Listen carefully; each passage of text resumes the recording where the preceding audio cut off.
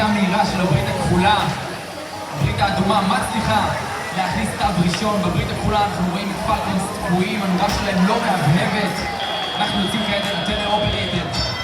9 נוטים סך הכל שהוכנסו משני צדדי המגרש. יתרון של 7 נקודות עבור הברית האדומה.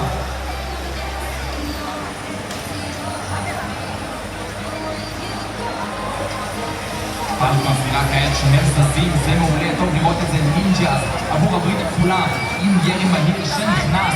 היתרון של הברית האדומה הוא כרגע קטן, 8 נקודות בלבד. הברית האדומה כבר התחילה את נקודת הקורפרטישן, הברית הכחולה גם כן והסף ירד ל-18 נקודות. הברית האדומה מגבירה את הרמקול שלה.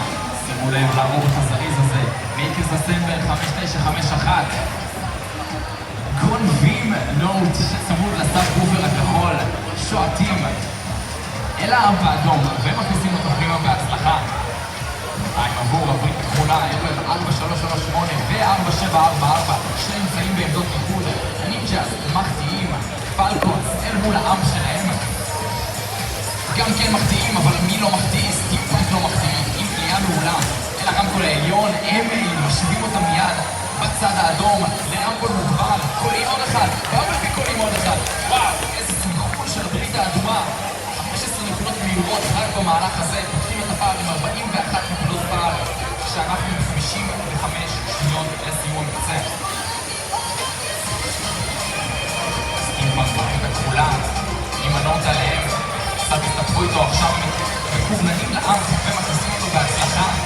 מיסקאט מוסרים נוט למתנדב, זה לא מפריע להם, הם ממשיכים לעבוד בכוח ובמרץ. הברית האדומה עוד פעם עם רמקול מוגבר, עוד פעם מנצלים את זה בחוכמה, כל הכבוד. הברית האדומה 30 שניות לסיום, כבר 26 תבין שהם קלעו. יש לנו את מיסקאט שמתחסים ומנסים לעשות רעש, עושים את זה בהצלחה. מיסקאט כבר עם גייס, כבר עם טראפ.